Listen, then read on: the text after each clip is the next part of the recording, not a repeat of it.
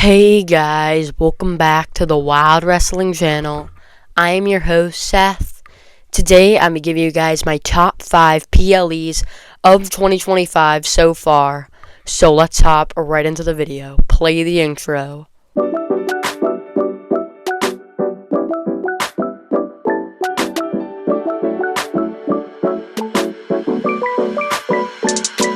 At number 5, we have Backlash in St. Louis. This show was full of great matches. The pay-per-view that followed WrestleMania, and even though some people thought maybe the matches weren't the biggest deal, they all were very, very good matches. We had that crazy four-way for the U.S. title between Jacob Fatu, Drew McIntyre, Damian Priest, and LA Knight.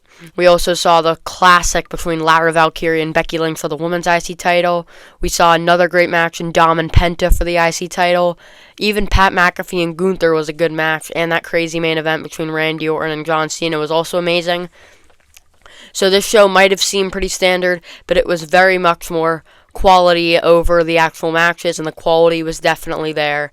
They did a great job with the show. This had some amazing matches and was a great way to follow up WrestleMania 41 in Vegas. So this is number 5 on the list. At number 4, we have Royal Rumble. Royal Rumble was a crazy show full of awesome matches. The 2 Rumble matches were incredible. The women's match was very solid with so many great competitors from Raw, SmackDown, and NXT, and even TNA, and like Jordan Grace debuting and stuff like that.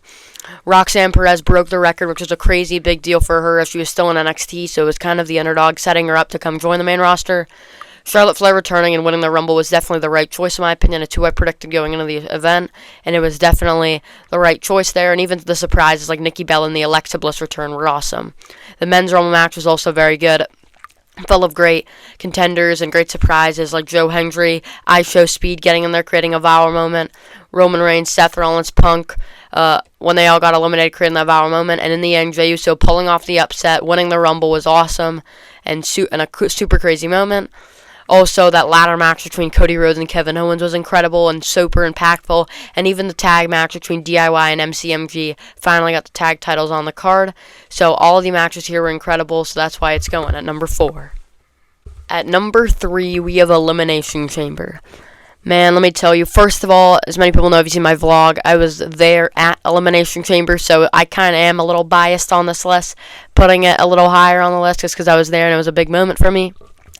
But, to be honest, this show was crazy. The chamber matches were very solid and very good, and had the best winners in Bianca Belair and John Cena. The Tiffany Stratton and Trish Stratus versus Nia Jax and Candice LeRae was also very good. And the Ascension match was crazy and full of stuff that WWE hadn't really used in a while, like barbed wire chairs, crazy spots, and the powerbombs in the apron. It was very brutal and very awesome. And we got that crazy Randy Orton return.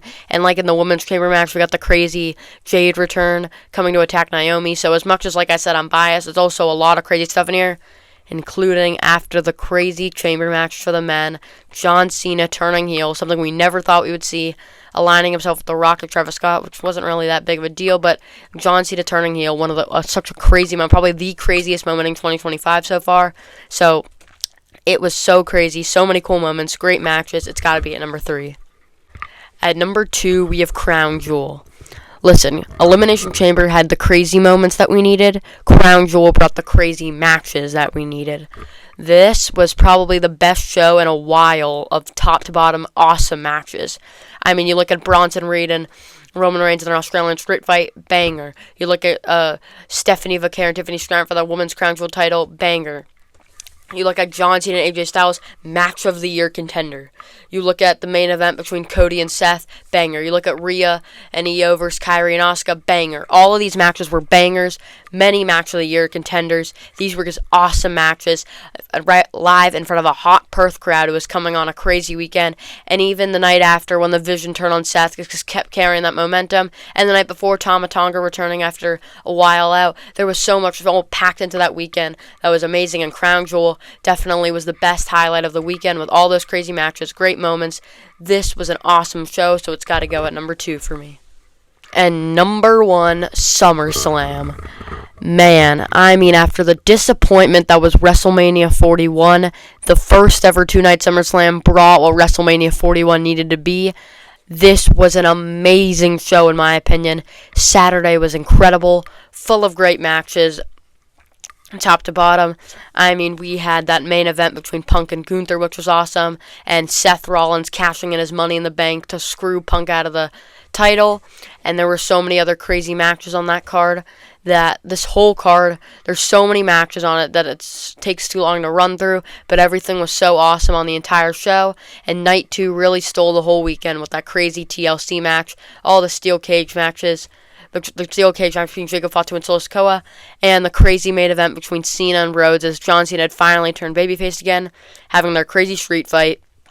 And after Cody Rhodes finally, after the brutal street fight gets the win, we see the return of Brock Lesnar coming out to return after 2 years away from the company to attack Cena.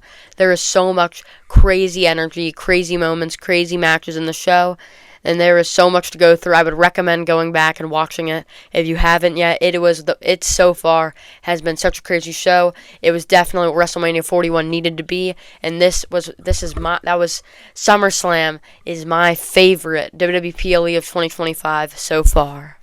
Thank you guys so much for watching. Make sure to like and subscribe. Comment down below if you enjoyed this video, and turn on that bell so you get notified whenever I upload a brand new video.